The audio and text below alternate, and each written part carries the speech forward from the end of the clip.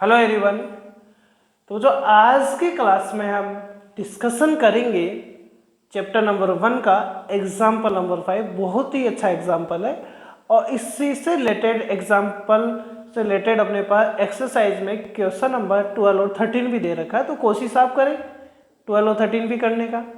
Next classes में हम उनका भी डिस्कशन कर लेंगे। तो आज हम इसको देख लेते हैं। क्वेश्चन हमने यहाँ लिखा है, क्वेश्चन को समझे आप। ए charge metallic sphere A is suspended by a nylon thread।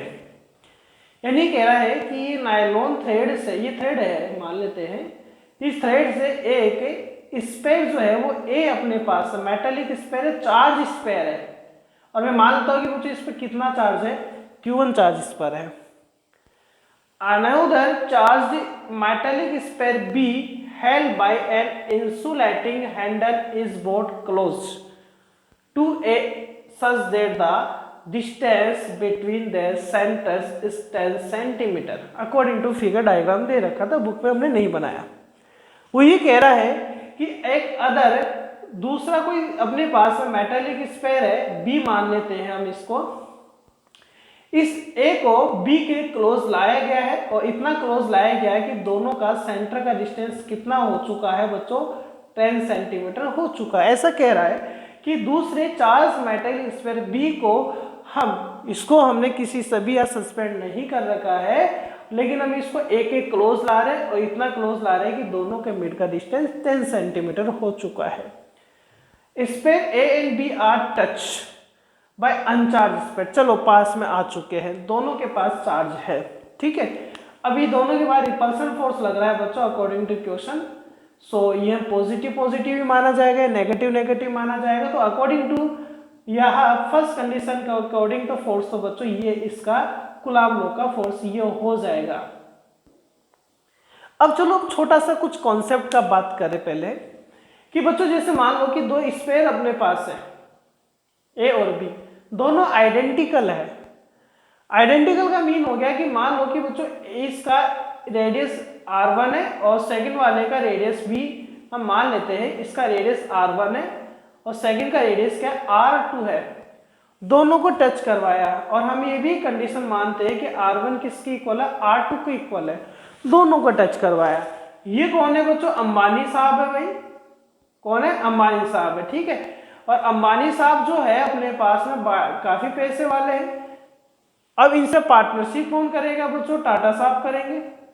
दोनों बराबर के लोग हैं, तो दोनों बराबर के लोग हैं, यानी दोनों आइडेंटिकल है।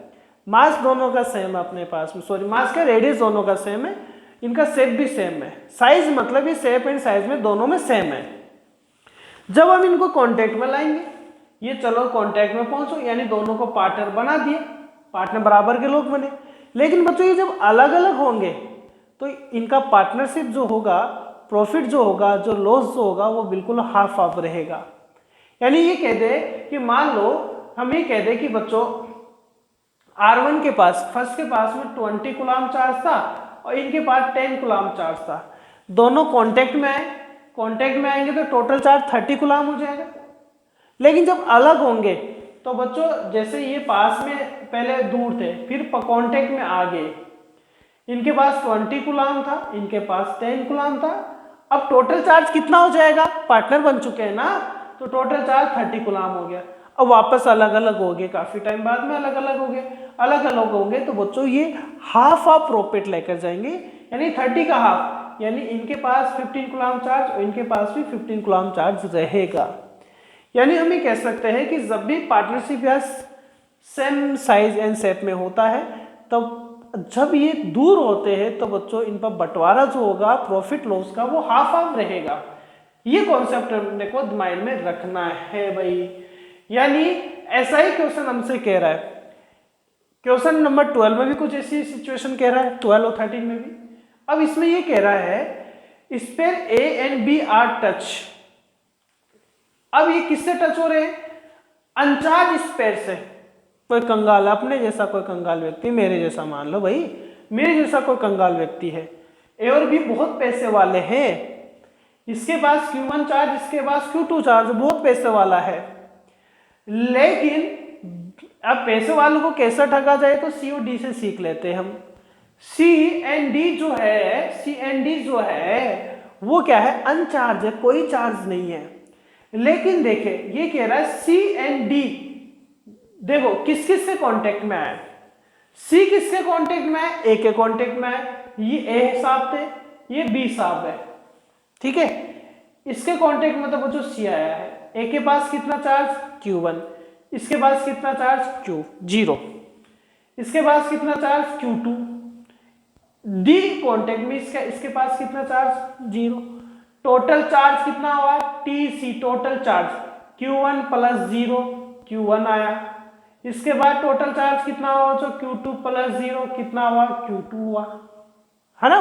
बात समझ में आई ना कि Q1 ए के कांटेक्ट में C आया है, दिख रहा है भाई, और B के कांटेक्ट में D आया है, और दोनों बहुत ही तेज व्यक्ति है भाई। दोनों इसलिए तेज है क्योंकि दोनों के पास में यहाँ कोई चार्ज नहीं है, कोई पैसा नहीं है, फिर पार्टनर बन चुके हैं। बड़ा सी ने ए को थोड़ा सा अपने बारे में समझाया कि भाई देख तेरे पास पैसा, मेरे पास दिमाग है, पैसा तो नहीं है, पार्टनर बन जाते, बन गया बेचारा, मूर्ख बना दिया उसको। ऐसे ही डी ने बी को मूर्ख बना दिया, उसको तो भाई पैसा चाहिए था, दिमाग था, इसलिए दिमाग था तो पार्टनर बन चुके। पार्टनर बना तो अब टोटल कितना अमाउंट हुआ दोनों के पास में Q1, दोनों के पास में टोटल, इसके बाद टोटल Q2 प्लस 0 Q2 हुआ, ठीक है। आगे क्या कह रहा है, अब उनका काम बन चुका है कि अब तो हम कागज कार्रवाई जो भी होगी, जो भी प्रॉफिट लॉस होगा उसमें हाफ हाफ पार्टनरशिप हम करेंगे, ठीक है। तो सी ने देखा कि मेरे पास प्रॉफिट हो चुका है, इसका आधा लेकर चलूंगा मैं, डी ने भी देखा मैं बी का हाफ लेकर चलूंगा, ऐसा ही हुआ इनके बीच में। अभी तो डिस्टेंस कितना है बच्चों, अभी डिस्टेंस वही आर का आर है, 10 सेंटीमीटर ही है। आगे कह रहा है C and D are then remove and B, देखो अभी कह रहा है सी और डी बाद में रिमूव हो चुके हैं, होना ही था भाई, क्यों नहीं होंगे, क्यों, काम हो चुका उनका, तो जो चाहिए था मिल चुका। अब रिमूव होंगे तो क्या होगा, रिमूव होंगे तो बच्चों प्रॉफिट हाफ हाफ लेकर जाएंगे, टोटल चार्ज का हाफ हाफ लेकर जाएंगे, हाफ हाफ लेकर जाएंगे। तो बच्चों यहां तक मैं इस पोर्शन को साफ कर रहा हूं, ठीक है, यहां तक के पोर्शन को यहां से भी रिमूव कर देते हैं। देखिए अब ए से तो दूर कौन जा चुका है, ए से सी, भाई सी का काम हो चुका, सी गया, लेकिन हाफ चार्ज लेकर जाएगा। टोटल कितना है Q1 है, तो बेचारे के पास ए के पास कितना छोड़कर जाएगा, Q1/2 छोड़कर जाएगा, यहां लिख देता हूं Q1/2 छोड़कर जाएगा। क्यों, हाफ कौन ले गया, सी ले चुका है। क्यों सर, सी हाफ क्यों लेकर गया, कारण बताओ सर। अभी मैंने बताया कि क्वेश्चन में कह रहा है बच्चों, क्वेश्चन में लास्ट लाइन पढ़ना, मैंने यहाँ नहीं लिखी है, लास्ट में लिख रखा है कि ए का सी का साइज सेम, बिल्कुल सेम है, आइडेंटिकल है, और बी और डी भी एक दूसरे के आइडेंटिकल है, इसलिए हाफ हाफ लेकर जा रहा है, यानी साइज में सेम है बच्चों। ए और सी सेम है, साइज में सेम है, इसलिए हाफ लेकर जा रहा है। साइज में सेम नहीं होता तो हाफ नहीं लेकर जाता वो, फिर वो रेडियस के रेशियो में लेकर जाता, ज्यादा जो बड़ा होता है वो ज्यादा चार्ज लेकर जाता है। तो अब हम पहले सेम की बात कर लेते हैं, फिर हम सेम नहीं होगा तब भी बात करेंगे। अब बी के पास कितना चार्ज रहेगा, Q2/2 रहेगा, ठीक है। अब देखो ये कह रहा है कि चलो आपने रिमूव कर दिया, ठीक है, रिमूव करने के बाद में अब बेचारे दुखी हो गए।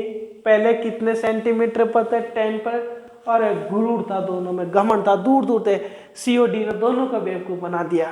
और जैसे बेवकूफ बनाया, क्लोजर A2 A5 डिस्टेंस, अब दोनों पास पास में आ गए, पहले दूर थे, अब दोनों पर पॉजिटिव, अब पास पास में आए, कितना सेंटीमीटर पर, R/2 पर। क्यों, पहले 10 सेमी पर था ना, अब 5 सेंटीमीटर पर आ चुका है, तो मैं क्या लिख सकता हूं बच्चों, R/2 पर आ चुका है, ठीक है।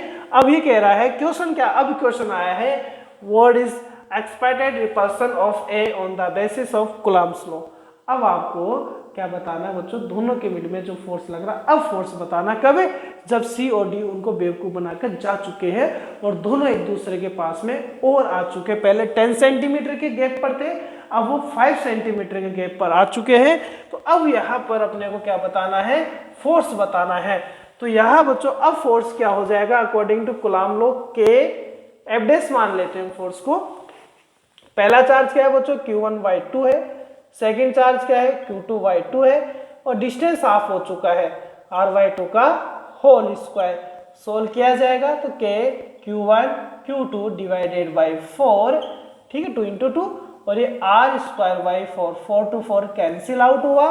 सो एफ डैश इक्वल्स टू क्या है, k q1 q2 upon r square. अब देखो बच्चों, ये वही फोर्स है जो इनिशियली में अपने पास में 10 सेंटीमीटर के गैप पर लग रहा था, तो ये किसके इक्वल है, एफ के इक्वल है। तो इसका मीन क्या हुआ, चार्जेस को हाफ करने पर, डिस्टेंस को हाफ करने पर मिड में लगने वाला जो कूलम्ब फोर्स होता है उसका मैग्नीट्यूड कभी भी यहाँ चेंज नहीं होगा, मैग्नीट्यूड क्या आएगा, सेम आएगा। ठीक है, तो बच्चों आप क्वेश्चन नंबर 12 और 13 करने की भी कोशिश जरूर करना। नेक्स्ट क्लासेस में हम उनका भी डिस्कशन कर देंगे। Thank you.